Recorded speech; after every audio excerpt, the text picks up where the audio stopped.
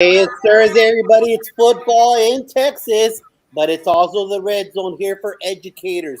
Josh Tobar, proud principal of Memorial Pathway Academy and Garland ISD, Garland, USA, here with a very important topic with awesome guests tonight. Because you know what? It's a situation that's going on all over the country. So please tune in if you have any students that are from out of country. We call them newcomers, emerging bilingual, EL. I don't know what part of your country is.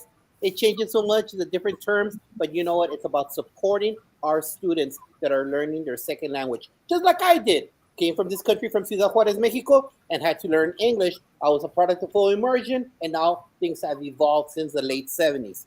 But you know what? We'll get into that with our awesome master guests that we have here. So if you are in Alaska or you're in Hawaii, if you're in New York or you're in Florida or anywhere in the 48 in the middle, we want you here because you know what? We know just looking at the news that our kids are going all over the United States. So hold on tight. If you're on a rebroadcast, please like it and share it with other educators that are out there that will need this advice because you know what? It's difficult when we have the tools, but we can't communicate with our kids. What do you think about that, Dean? I tell you what, that was a lot of passion involved in that whole message there, Mr. Principal Tovar. My name is Dean Packard. I'm the principal of Charlton Middle School in Charlton, Massachusetts. I want to welcome everybody to the call tonight. You know, we're talking about public schools, and when the doors open in public schools, that means any child comes through those doors, they have the right to be able to learn, access curriculum, and be who they are. And our panel tonight is just going to talk a little bit about what that looks like from their lens. And I'll tell you what, this excites me. You know, in my school, I don't have a lot of diversity, and I don't deal a lot with this, but I do know it's out there. And I'll tell you what, we're ready for when it does happen. And we will be prepared from our Department of Education. They tell us what we need to do, and we'll make sure that we're prepared for any child that comes through our doors. So it's going to be an exciting conversation tonight. There's no doubt about that. Back to you, Doc, and we're going to go around the table right here, and we're going to actually have everybody introduce themselves and let them know where they're from. Margaret. Good evening, everyone. My name is Margaret Rutaquio, and I'm the newcomer facilitator for Garland ISD. I have the opportunity to work with Mr. Tovar in our wonderful newcomer center. Yes, he is the proud principal of Memorial Pathway Academy that houses our newcomer program for grades 6 to 12. And I'm also the newcomer facilitator for elementary all the way to secondary. So it's good to see you all tonight. Thank you, Doc. Salva, talk to us. Hi, I'm so excited to be here. My name is Dr. Carol Salva. I was a bilingual elementary teacher originally and a special education teacher. And then I worked in our multilingual department here in Spring Branch, which is in Houston, Texas. I ended up becoming a secondary newcomer teacher for a while, middle school and high school. And I wrote a book called Boosting Achievement about working with students that have interruptions in education. I work for Sidelets Education and they published that book. And I am honored to be a consultant that helps teachers across the United States and Canada working with this demographic. Thank you. Megan, talk to us. Oh, good evening. Thank you. My name is Megan Waugh. I am currently the director of the Department of English Language Development for the Washoe County School District in Reno, Nevada. Prior to this position, I was a principal for 10 years. The second school I was a principal at had a very high EL population. And prior to that, I was a classroom teacher for 10 years at a school that had a very high EL population. So I'm just very excited to be here and learn from all of you. Thank you. And Doc Moreno, talk to us. Hi. Hello, everybody. Again, my name is Dr. Marie Moreno. I am kind of how I started. I worked at a school which had a very, very diverse population. I was a teacher there, became an assistant principal, 72 countries represented, speaking 42 different languages. So super, super diverse. I loved it so much. Became a principal, the founding principal of Las Americas Newcomer School here in Houston, Texas. And so I served as a school principal there for 18 years. As their school leader. We evolved. We did lots of different things whenever we had a new country represented, we get so excited. We're like, yay, we have, Napoleon's now, So it was just super, super fun. I was there for 18 years and decided to start my own consulting company. I am doing that now. And I'm still supporting lots of school districts. Las Americas was replicated in several states. I know Alabama, Arizona, And here in the Midland area as well, they also use kind of my blueprint, if you will, to kind of open up schools. So I'm super excited to be here. Thank you so much for inviting me. And I'm just super happy to see how we can help and support the people all across the country in our emergent bilinguals and our newcomers. Well, first of all, welcome to all of you. And I think it's fantastic that you're here at the table with us tonight. Let's start right out of the gate here. Let's talk about post-COVID coming out. What did you guys learn from your lens and what you do in your schools from COVID, and how has it prepared you to be better now? And in no particular order, but let's go with Dr. Salva. When I think about COVID, the first thing that comes to mind, if like silver lining kind of thing, is I noticed that a lot of our emergent bilinguals were participating in the chat more than they would in a classroom. So many, not all, but that's the kind of feedback that I was getting from the teachers that I was working with, is they would actually participate a little bit more in that kind of environment. And so we look at that and think about the low stress opportunity to produce language instead of in front of peers. And that kind of technology has been around for a long time. That was way before the pandemic that we were looking at ways to use technology in classrooms to get voice from all of the students. So I kind of find it a shame now that we're back, that, we go back into, okay, thankfully now we're back. Maybe we could be leveraging some of the things that were helpful like that. Let's hope that we are leveraging those things and utilizing them to help kids get to where they need to be today. So I'm glad you said that, because we can never forget where we were, and what we take from that are all the benefits of the things that we did learn. So awesome stuff there. Margaret, you're up next. Thinking about what Dr. Salva mentioned about like leveraging that, I was thinking that one of the things that I think COVID did for our emergent bilinguals, it kind of leveled the playing field in a sense, because almost everyone, which is sad in one way, because it's like everyone is SIFE.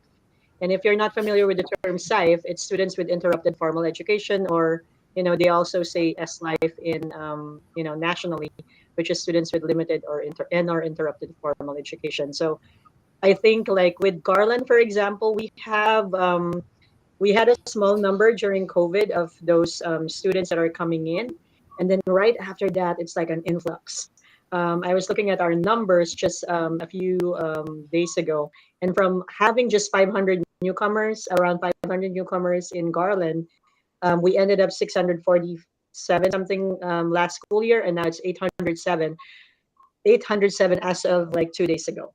And so all of these kids are now coming in, but then there's more kids that had so much interrupted education, and then you're trying to teach them, and you're also trying to teach all of those kids that were out, that are regular, traditional classroom kids that are, speaking English at the same time. But thinking about those things, I think that education should really take a step back and say, wait, why are we not moving it to the needs of the kids?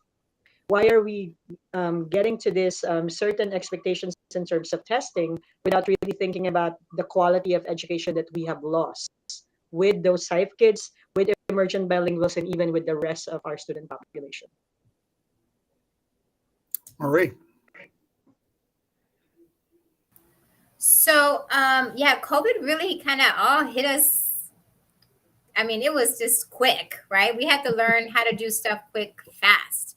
And I know at Las Americas, we did a lot of small group instruction, right? It was always important to get the kids in a small group so that they can talk to one another. Then COVID hit, and it's like, how do you do that in a, in a virtual sense? And you know what? I can tell you, my teachers are amazing, right? Teachers are smart, they're quick, and they react pretty fast. So, I mean, kudos to the teachers out there, right? Because we are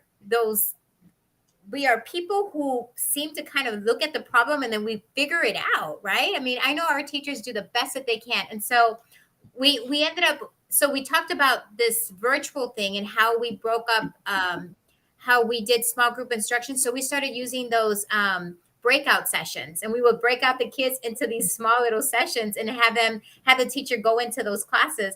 So teachers who weren't doing small group saw this as an opportunity and said, you know what, we need to continue this now after COVID, right? After now in our classrooms, how do we continue having students in small groups? Because many teachers really didn't feel the need to maybe have small group, or they didn't do it as often as they did. But once they saw the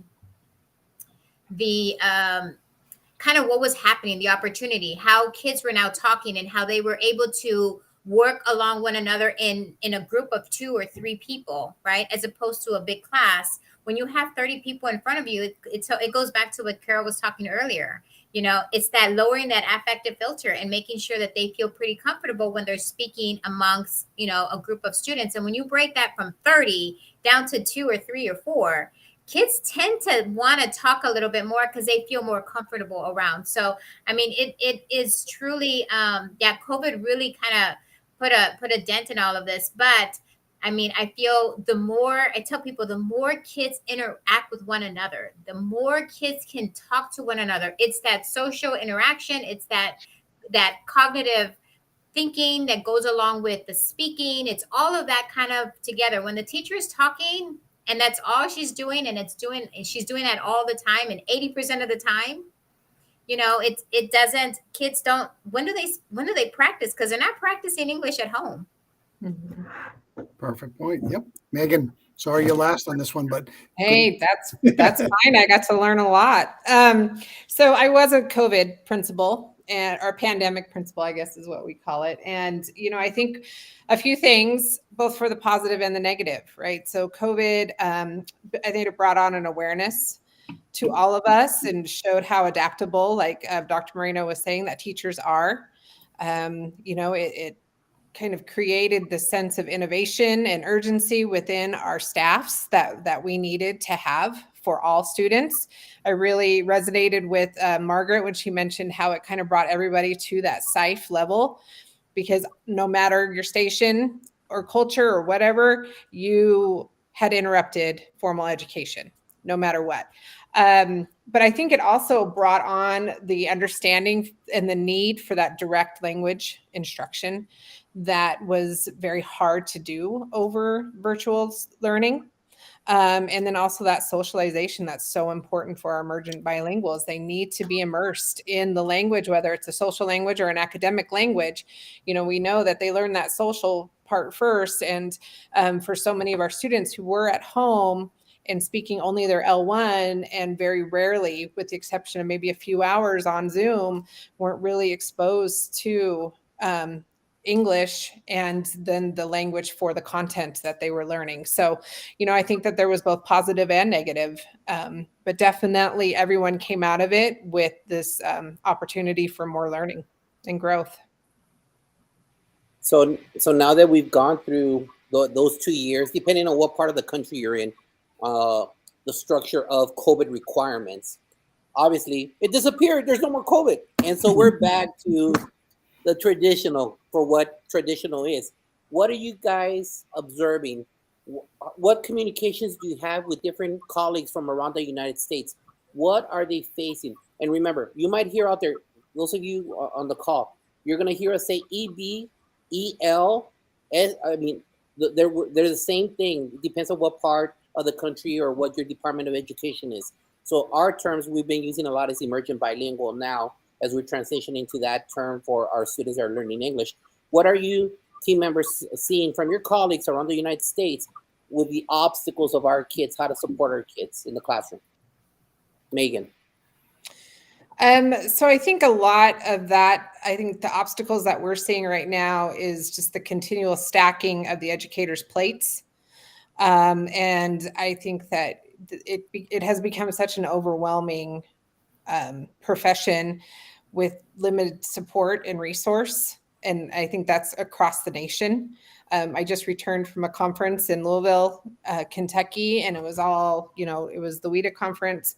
So I think that we see that. I think just kind of building the knowledge of our staffs to be able to teach with those embedded supports and scaffolds. COVID did kind of make us take 2 steps back, and now we can lunge forward. So I think that those were a lot of the obstacles that we are seeing. Limited staff, we're underserved in terms of I think our nation is almost in a little bit of an educational crisis right now when it comes to teacher retention rates. And so every time we lose teachers, every time we lose staff members, every time we can't sufficiently pay a teacher's assistant, that stacks and stacks and stacks onto the stress of the teacher and the staff. So I think that there's a lot of it. And then also, how do we get these kids to grow? Thank you, Megan. Carol? What I'm hearing is very similar, just to piggyback on what Megan is saying, is the feeling of being overwhelmed. And the students that we're talking about here, it's sometimes we're making it harder than it needs to be to support them. But it's not because the teacher doesn't want to support them. It's because what teachers deserve is some support that makes their life easier. There are many things that we can do that are practical, that if you do every day, if you remember to do every day, there is this cumulative effect over 188 days. There's no way language wouldn't move. And it's the kind of thing that all the kids would benefit from. An example is an exit ticket, but let's have a complete sentence for that exit ticket, a sentence starter. And let's tell it to them at the beginning of the class, and we can call it a language target. Now, everybody in that class is going to benefit from knowing that I'm expecting you to talk about the difference between a democracy and a republic, and I want you to use a word like sovereignty. But over 188 days, just that one sentence, repeating that would have such a big effect for our language learners. But I want my kid in a class where that's, explicit, framing the lesson like that. And I feel like we can help teachers. It's not like we're going to get more time, but we don't want them to waste time. I would hope to see more support where we're helping teachers work smarter, not because they don't want to, because it's overwhelming. And that's the kind of support they need, is somebody to come in and can I give you some almost hacks to make it, powerful moves and that why. So I'm just hearing the same thing. They're overwhelmed. So I think they need to be supported in a way that makes their lives easier, not adding things to their plate. Thank you, Carol. Marie? So kudos. I heard Megan, I heard Carol. Right on, spot on. I'm going to spin it just a little bit, right? Because what I'm getting, I got a phone call the other day from a teacher who's just frustrated. She was just frustrated about, everything that Carol, everything that Megan said, resources, support, that kind of stuff.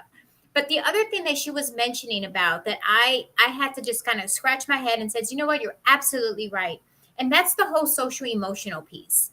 That piece around how COVID really kind of changed the whole dynamics of how kids now talk to their teachers, how they talk to one another, how they and it's this whole notion of, I'm not a TikTok person, but I've just heard so much of it that I said, you know what, I need to open up a TikTok so that I know how to react to what's going on. I don't know how to when people tell me about TikTok, I was like, what is that? So I opened up an account, and some of the things that I was going through that I was like, oh my goodness, this is why kids do what they do, because they're seeing it on social media and it's okay to do that.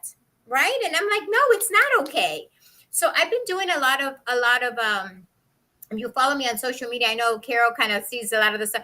I've been doing lots of social emotional stuff, little tips teachers can do so that they can, again, try to help students self-regulate their internal emotions so that they're not lashing out, and teachers are not lashing out, because when you're fighting with other students, it's a lose-lose situation, right? Because you're not going to win. They're going to escalate and it just keeps on going up. So how then, if we can kind of somehow get the students the support that they need so that they can know how to calm down. I tell my teachers, I give them some of the little hacks, like Miss that Dr. Salva was talking about, little hacks as far as, tell me, how do you feel in a scale to 0 to 10? When you start feeling an 8, then I'm going to give you permission to go outside and drink some water, do something before you explode, right? Because I don't need that student to explode and really mess up the rest of the learning of the classroom, right? But have students know when to do that, and don't ask questions. Just say, you need to take care of yourself, go do it, right? But if we can just help students control those internal emotions that they have, so that we can take care of that. So when they come in, we want you here learning. We can have those sentence stamps. We can have those. So I was just thinking about those opportunities, and then teaching teachers how do you, little hacks, little tips, little whatever that you can do to help teachers better understand students, so that we can get them the support that they need, so that they can move. And that goes for any student, not only just our EBs, our Ls, our newcomers, but that really goes to everyone, because our students right now, they need to know that learning is important, right? I know they kind of, my children, or my child, graduated as a COVID baby, right? And so for his junior and senior year, which was his last 2 years, the 2 years of COVID, he told me, I did nothing, Mom. I did nothing. And we're done with that. We got to move on, and we have to start telling kids education is important. We need to get you there. We need to get you into college. We need to get you into a career. So those messages need to come out. But right now, it's that they still want to, they still want to fight the system. So I'm going to kind of, and then what Kara was talking about as far as consistency, let me tell you one thing. I said, I've been a principal forever, right? 18 years as a principal. And every year for those 18 years, this is what I would say on the announcements. Students, if you have a problem with another student, don't talk to them. Tell your teacher, your assistant principal, your social worker, and let them know that you have a problem. Fighting doesn't fix any problems. Have a great day, have a great day, and tell someone you have a problem. I said that in a script, read it in a paragraph form. My teachers would say, can you change it up a little bit? Can you say, students, I know you want to have a good day, so if you have a problem, can you just change it up? And I said, no, it needs to be the same sentence over and over and over and over for 180 days. And let me tell you this, when the students would come into my office and there was an altercation, I was like, what do I say if I have a problem to come see you? And what happened? Well, I tried, but she got in the middle. And so, it was, of course, there's an excuse, but they know the expectation, right? And so, that's kind of the example I wanted to give, that's non-academic, that works. It works for kids. And many of them came to me even before the problem, because they said, well, you said you were going to help me, so how are you going to help me? Awesome, Marie. Margaret. I hear a lot from what everybody said about the teachers being overwhelmed, and in a sense, I want to say that it's overwhelming to be a teacher, especially right after COVID. But I think it's because we have to look at it from a different perspective. If we can help teachers see students, especially our emergent bilinguals, with an assets-based lens, it's very important. And I'm a fan of Dr. Salva because she talks about grit, in her book. And these kids, think about it. Right now, I think teachers are going to be more overwhelmed because, like I said, like even just in Garland alone, our population like grew so big.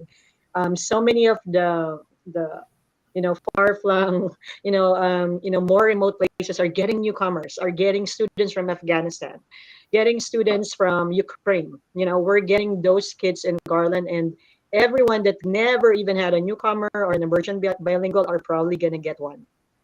It's a growing number. But the first thing that we need to help educators see is that these kids have so much to offer. These kids have so much to offer. They are already coming in with that grit. If we can help them have like that growth mindset that Carol Dweck would say, think about the power of the yet. They are still there, but we are, as educators, we are the advocates. One of the things that I always talk about, and Dr. Salva knows this when we talked about it, At the back of my screen, it says newcomer ambassador. So creating systems like this, making sure that every campus has an ambassador, has a person with that smile. There's already teachers doing that. Teachers will always do that. Will have that smile on their face, would welcome a new student.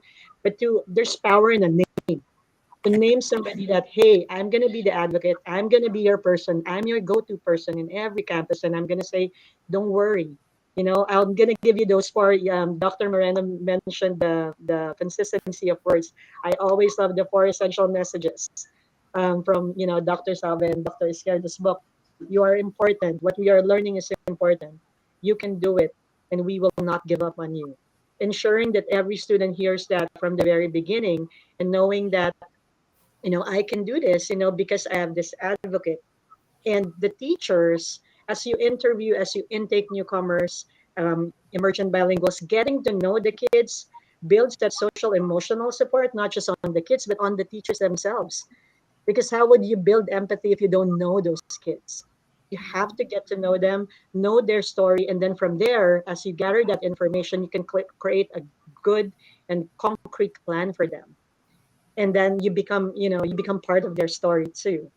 And so that's what I'm thinking, that we have to empower teachers to know how much these kids are offering, see them with an assets based lens, and ensure that, hey, we're together in this growth mindset, we're going to do it together. I'm smiling because I've been in administration for 21 years, 16 of which being a principal at the same school. And I'm hearing things like social emotional learning, systems, roadmaps, universal design for learning, effective teaching practices. Why do we have to make things harder, not smarter? So all those things are so important. Is that we go from more of a global point of that last question and talk about giving our teachers the tools to be successful.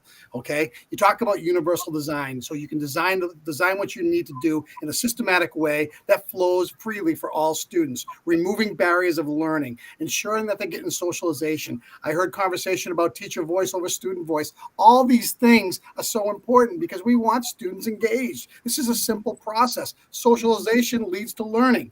Learning leads to growth. And again, sometimes as adults, we get in the way of that. And it's too bad because I don't think we do it purposefully. We're trained a certain way to teach. And we got to untrain that mindset to do the things we need to do. And it's okay to do something different. So through that lens, and we can go really quickly with this one, what can we provide for our teachers in the classroom?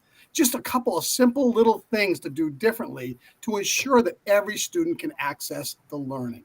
Okay, let's start off this time with Margaret. I have 5 letters that I always love. Q triple SA. I love this. Surely, I think every training that I've ever given, and even when I was in the classroom, that was one of the things that I would always say. It stands for question, signal, STEM, share, assess. Every time that we talk about emergent bilinguals and all other students that are at risk, we never think about, we always think, oh, all practices are best practices, right? If you have all of these things, we can just do it. But certain practices are very essential for certain kids. And so the level of scaffolding is very important, that we are intentional about it, especially with our emerging bilinguals.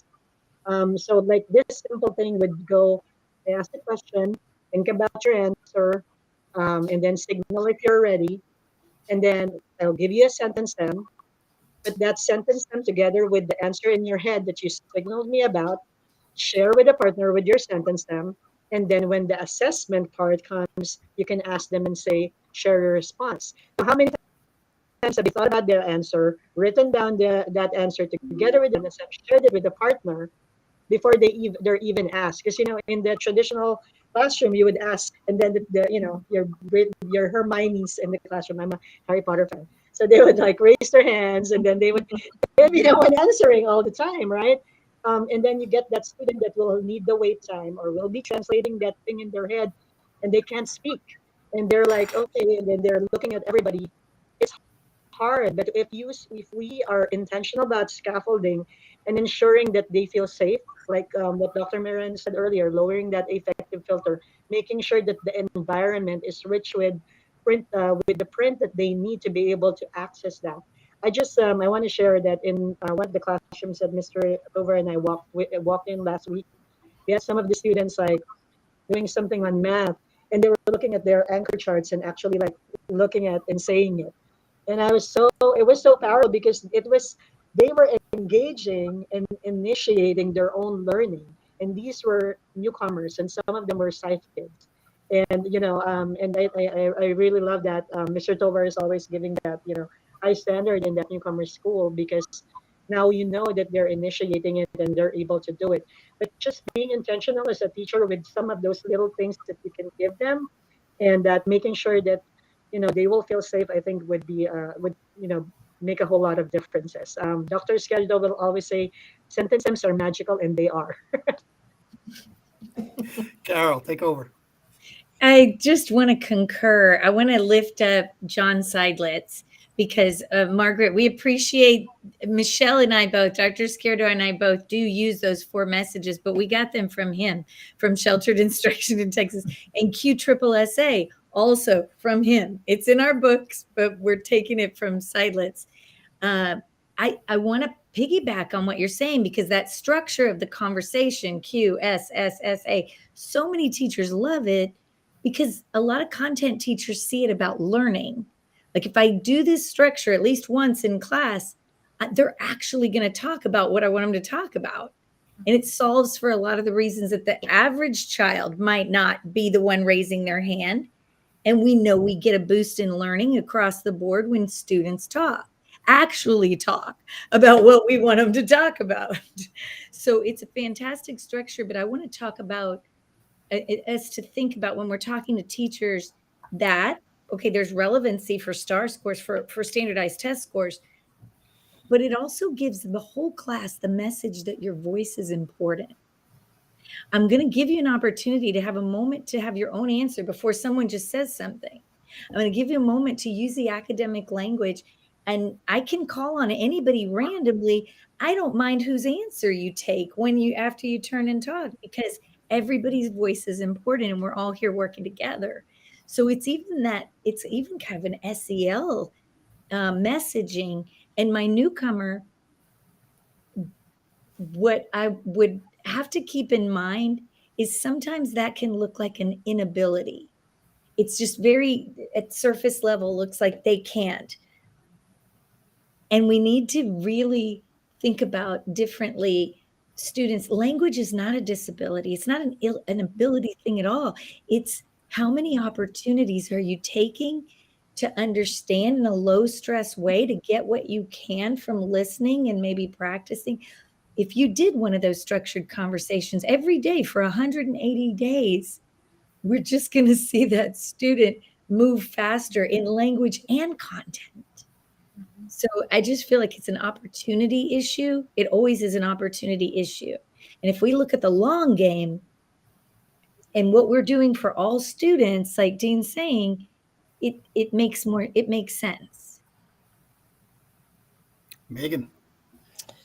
Well, I can agree more with both Margaret and Carol on what they were saying. And I think with teachers, we need to provide them the knowledge and then empower them to use that knowledge.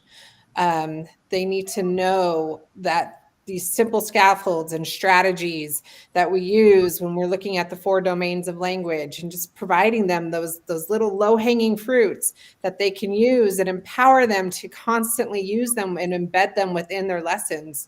And I think, one of the biggest knowledge factors that we need to share with teachers is that teaching language is not siloed from content. It needs to be done simultaneously, aligned with the content. And so providing them with just those little strategies, whether it's the QSSSA or sentence stems or a cognitive content dictionary or anything like that, just something simple that they can constantly be embedding in their instruction. And then once they see those students learning and growing and that language developing, then they have that empowerment that they need to continue to push forward and to hold those kids to that high expectation that they need to be held to. I love cross-curricular. Absolutely. You cannot be in a silo. No doubt about that. Marie. Being the last is hard because, there was so many good things. But let me tell you one thing. when Megan was talking about content and language together, I mean, that is so true. There's so many times I see people wanting to provide, teach vocabulary in isolation, right? Where they're like, define or even spelling, right? Learn how to spell these words. I was like, how does that work? How is that learning how to spell a word just in 20 words? It doesn't have any kind of content to go with it, so that students know what these words are actually putting together. I have a lot of books in Arabic and Swahili and Oromo. I have a lot of. If I were to write, I have no idea what I'm writing. Right? If I just kind of sit down and wrote phonetically what I'm writing, has no meaning to it. So I just wanted to kind of give that example because I've seen it, and in practice, and I'm like, can you tell me how? And I don't want to say that I don't want to tell people that, why are we doing this? But I want to do it. Like, why are we doing this? So that's why I ended up getting these books, right? I was like, let me do it an opposite way. Let me give you some Swahili words, right? I want you to write these down. Do you even know what you're doing? Because sometimes people don't realize what they're doing unless you actually provide them an example how a student feels and how you're expecting them to do what you want them to do in English, but do it in reverse and see how you feel. And the teacher's gonna say, I have no idea what I'm doing. I'm just spelling this out 20 times because you told me to, but it doesn't make any sense. So that's the vocabulary piece that I want to mention. But the other thing that I want to mention as far as is celebrations, right? Especially in the middle school. Our kids in middle school, they just love to be recognized and celebrate. When I was the principal of a newcomer school for it was a 4th through 8 campus, and we had those plastic bands, right? And each band was a different color based on their leg ability. Right. So the kids didn't know what color was what, right? They just know that they were reading orange. They didn't know what orange meant. They just knew that they were reading at an orange level.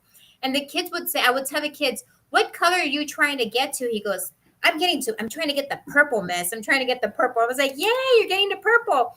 And they would like constantly tell the teachers, when are you going to test me? I want to get to the purple. I want to get to. So little things like that. Celebrating the diversity. So incorporating some of that diversity in their lessons, right? So that they can then appreciate one another and build community in a classroom so that they can again, learn how to work with one another because they're so different, but yet they're so the same, as far as students in the school. So I'm really big, and I tell my teachers all the time, celebrate successes, celebrate big or small. We used to give out certificates for students who finished all their homework for the whole week. I mean, that's something small, but it's something that they can feel proud of and they can say, yay, I did this, right? Because the more kids kind of get recognized, it's kind of what Carol said earlier, when kids see that you recognize the wins that they have, kids crave that and they want more of that. That's my timer, right? It just keeps coming. It gets better and better as we go. And you know what? I'd like to jump in real quick. Some ladies, you all didn't know, but last year I took over a history class for 3 months. And this is one of the things that I had to learn. I had my aha moment one weekend. I was listening to Kevin Curtis on his podcast. He said, hey, SEL and teaching, it's not another thing. It's to embed it. So when I started prepping all my lessons, I said, that's how I'm starting off my agenda. The very first thing is going to be the we will, I will. And after that, then we're going to go into the SEL part. And so I thought I was going to hit a home run. So I bought Frisbees and I bought little cush balls to where they would throw it to each other, lob it to each other, Frisbee. And then it was like, tell me who is the nicer guy, Thanos or Darth Vader? I thought that was a home run lesson, right? But you see, this is where we get it in America. We don't get it. We assumed. 4 agreements. Don Miguel. I assumed our kids knew Darth Vader and Thanos. And these are kids from third world countries that never gone to movies. So I thought it was a great, I was about to say something else, great lesson. But no, they're looking at me, they're throwing the Frisbee and they're laughing. I go, hey, Let's go. Let's talk. Platiquen. What are we talking about? They got together. We did it individually as pairs, and then we got as a group. And I wanted them as a collective to talk about who was the nicer guy, right? They're like, "Well, Toar, half of us didn't see the movies. The other ones only said it." I'm like, boom! At that moment, I had to go back big time on my lessons. I assumed stuff, and that's one of the problems with our team members in the class is that we're assuming that they come in with some prior knowledge, especially to Americana. They don't. At that moment, I began doing everything with visuals and with colors. All my quizzes were visuals and colors. They had to staple it together, put it in a baggie, and that's how I assessed them. And they had worked. They were working in pairs. The only thing that was actually a traditional American test was when I gave them the benchmarks. Other than that, just so I knew where they were with Americana assessment. But it takes a long time. And so what I would say is remember, guys, to plan these lessons for our EB kids, it takes more than 30 minutes. It used to take me 2 hours for a 1 hour class just to prepare accordingly to make sure that I had bell to bell instruction with SEO embedded and with a close at the end. It's one of those things that we all need to make to support as people that sit in our chairs as administrators. We need to walk the walk, and we need to make sure we're in there showing them how it's done, not just say go do it. Because you know what? If they see us making sure that we're doing the effort and we know what it takes to create a 2 hour lesson for a 1 hour class, then they're gonna know, hey, let's go behind him or her as our leader because they know what I'm dealing with in the trench. So it is beholden to those of us that sit in that chair that we know what we're talking about and we role model the expectations. Transformative mindset right there. My gosh, I love it. That's totally outside the box, Josh, and you hit it right on the head. What do you have for that last question, Josh? Just real quick, 30 seconds, guys. Starting off there with Marie, just some closing advice, something you want to throw out there that has to do with supporting of EB kids. 30 seconds, go. So I'm just going to say patience, right? It's the patience, it's the listening. I can tell you many, many, many times, students will always say, leave me alone. Why are you doing this? Don't talk to me. I don't care.